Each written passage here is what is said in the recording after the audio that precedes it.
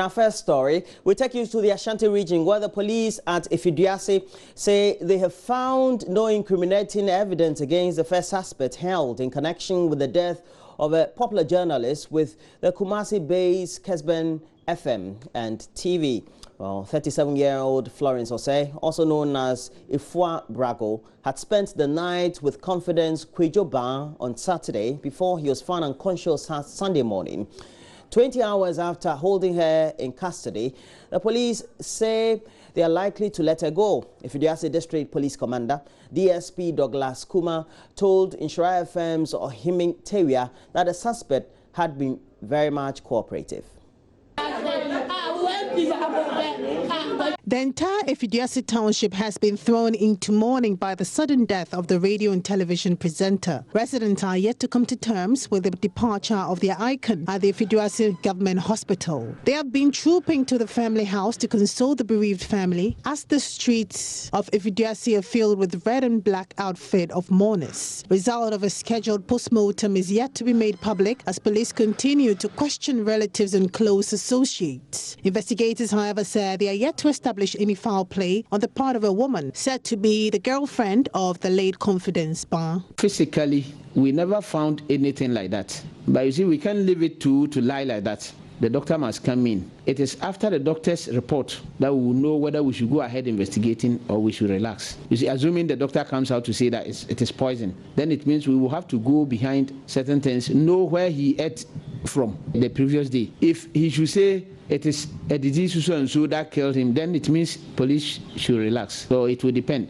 And his report will point to us which direction the investigation must go. Police presence on the streets has increased as they await the autopsy results to aid investigations. Meanwhile, sympathizers, including politicians of all divine, have been moving in and out of Kessben radio and TV to commiserate with management and staff. A book of condolence has been opened at the station in honor of late Confidence Bar.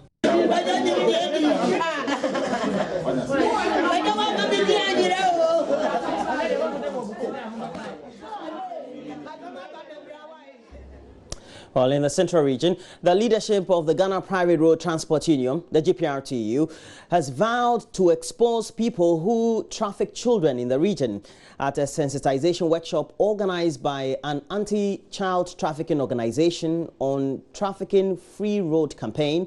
The GPRTU says it will educate a lot more passengers on child trafficking as well as report all suspicious people to the police to help reduce the menace in the country. Richard Kwejonyakon's reports.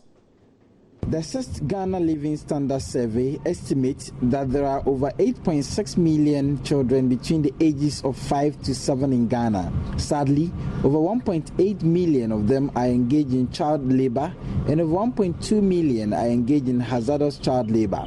An international labor organization, Government of Ghana study in 2013, estimates that there are 49,000 children working in the fishing industry on the Lake Volta, and out of this number, 21,000 of them are engaged in hazardous child labor. It is in the light of these damning statistics that non-governmental organization End Modern Slavery, a subsidiary of Engage Now Africa, has taken its sensitization educational campaigns to the Ghana Private Road Transport Union to help in the fight to eliminate child trafficking. The leadership of the GPRTU says their relationship with the Ghana Police Service in helping fight against child trafficking has been boosted.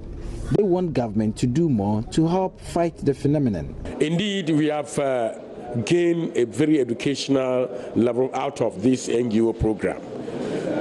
The NGO has given us education and insight of child trafficking and even adult trafficking, because we were able to capture so many weaknesses by the parents that because of economic constraints and here and there, they've been able to release their children just for about 50 Ghana cedis, and for that matter, it will affect the economy. and then looking at how they molest the children to go on a dirty, crude way. And a small boy, even some of them have lost their ears. As the GPLTU, as far as I'm concerned, as an advisory board member of the regional level, we will also do our best so that we can show the clips at the various stations and then in our cars and then even the public place. According to the director at End Modern Slavery, David Kofiewisi, the prevention of trafficking and child labor is more critical in the development of the child and in the elimination of worst forms of child labor in Ghana. Children are not properties. Children are not commodities for sale. Children are human beings and they have a right.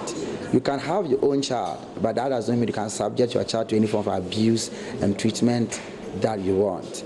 Children are protected by law. The Human Trafficking Act 2005, the Children's Act 1998, all of them provide protection for children. Joy News, Cape Coast.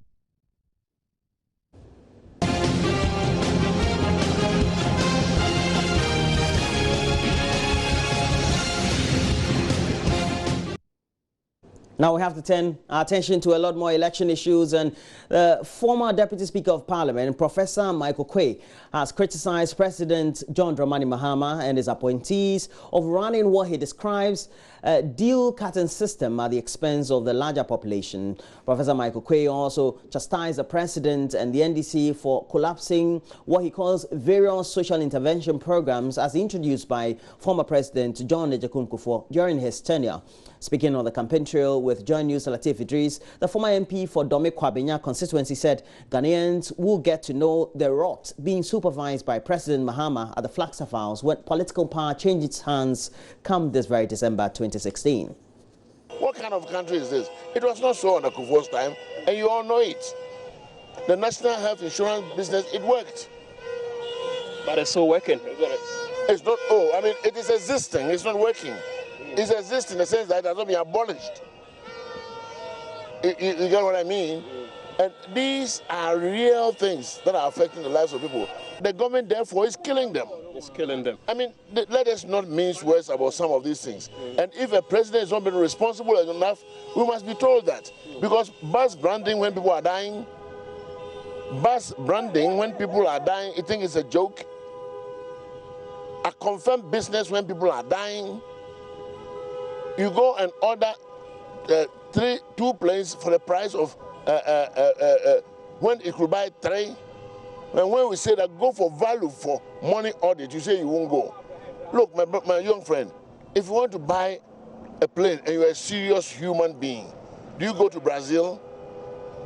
Brazil. Are you saying the president is not a serious human being? No, look, I'm saying if you were, will you go to Brazil? Who doesn't know?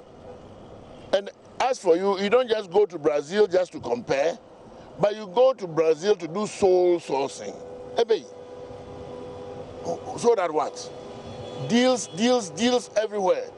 A Ghana embassy thing. No wonder the same man gave the president his bribe. Ghana embassy. When people have quoted about half of the amount that was given to that yes, that same man, they give it to him, and they did it so saucy because the other ones were pocketed. Only for those people to come out later and say, "I bid for so much." There's no bid on record. Why?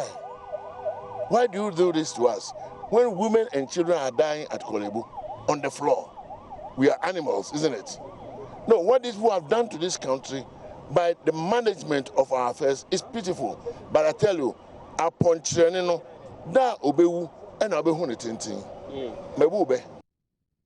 that's on the campaign trail. And talking about campaign trail, we all know that it's for the main election, and the election will be convened on December 7, 2016. But I should also inform you, it's only 49 days to that very election.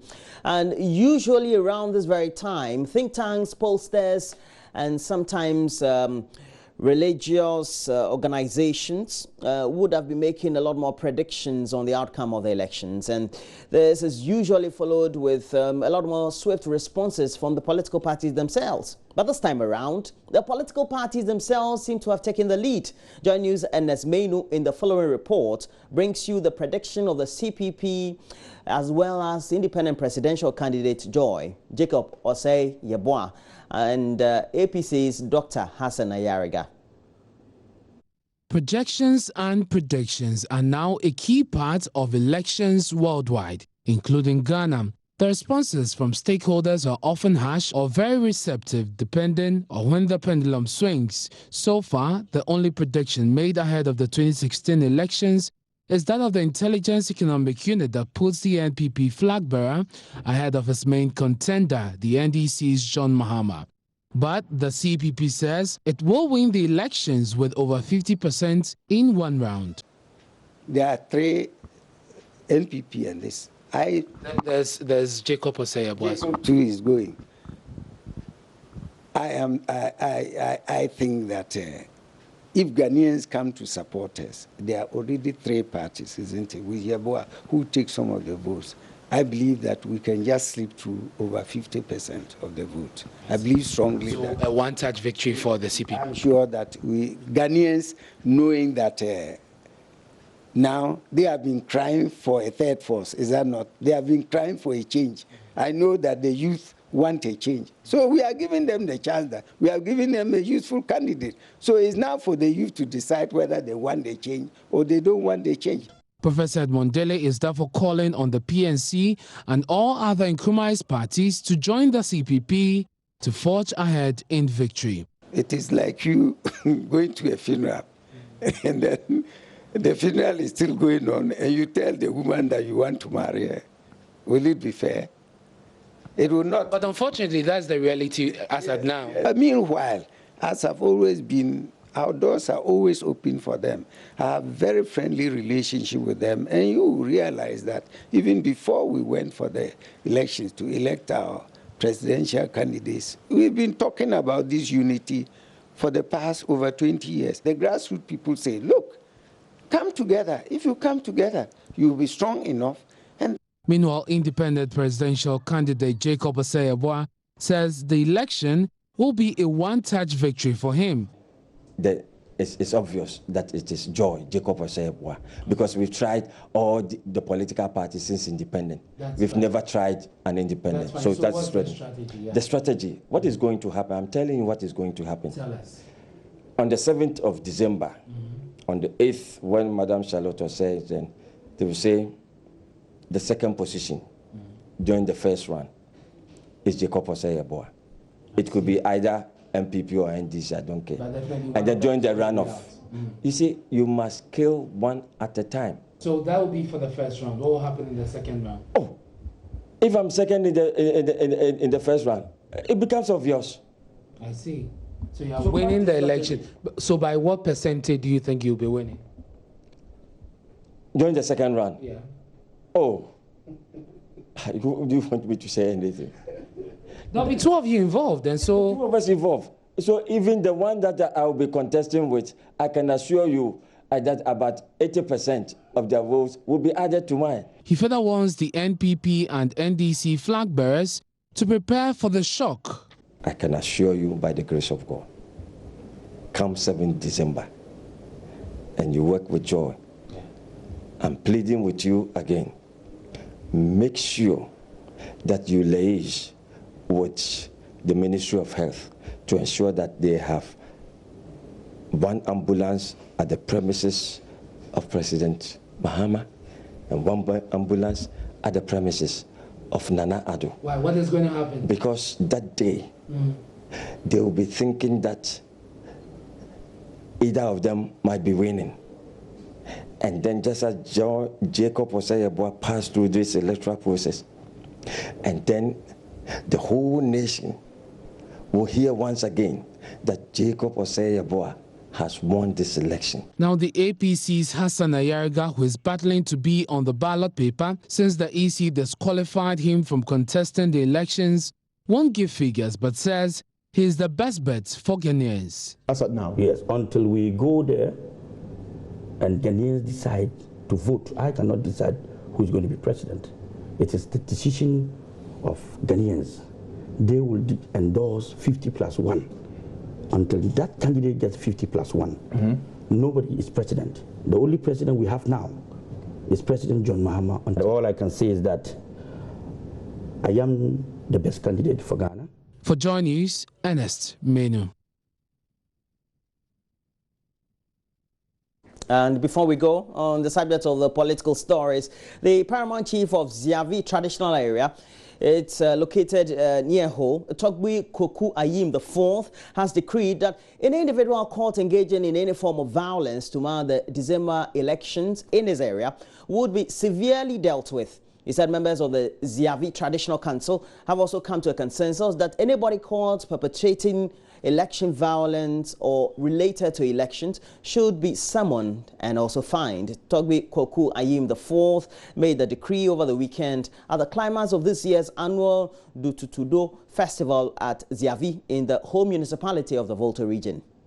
Explained that the decision by the Traditional Council was to deter residents from engaging in violence during the election. I would like to remind all Zavi citizens that anyone whose behavior before, during and after the election shows a sign of disturbance of peace in Zavi would be arrested and fined. Anybody caught perpetrating violence is liable to pay the following: 2 rams, 2 keg of palm wine, 2 cartons of beer and 2 bottles of Gardens dry gin before being handed over to the police. He, however, implored political parties to advise their communicators to restrain from using vulgar language against their opponents. Togbi Kwaku Ayim IV also pleaded with stakeholders in the elections to put expertise they have acquired during the previous elections to bear to ensure a free, fair and transparent elections. Nevertheless, Togbi Kwaku Ayim IV was grateful to government for approving an 18-classroom block for the Zavi Community Senior High Technical School and appealed to the Ghana Education Service to fast-track the process of absorbing the school into the public system.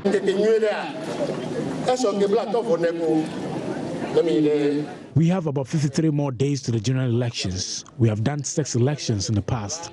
Hereby, we must ensure to build on it and make the December polls violence-free. Political communicators must deal with the issues and not engage in insults on the airwaves. The communicators must ensure they accord educated elites and senior politicians the needed respect. The Deputy Volta Regional Minister Francis Ganyaglo assured that government would provide ZISTEC all requisite logistics for a smooth administration of the school. He also announced that government has awarded the Ziafe Amfueta Road on contract, adding that the contractor will soon start rigorous work on the project. Neto Builders Limited would be in charge of construction works on the 17.5-kilometer road, which is being funded from the government's road fund coffers. Fred Kwame Asari's report for Joy News.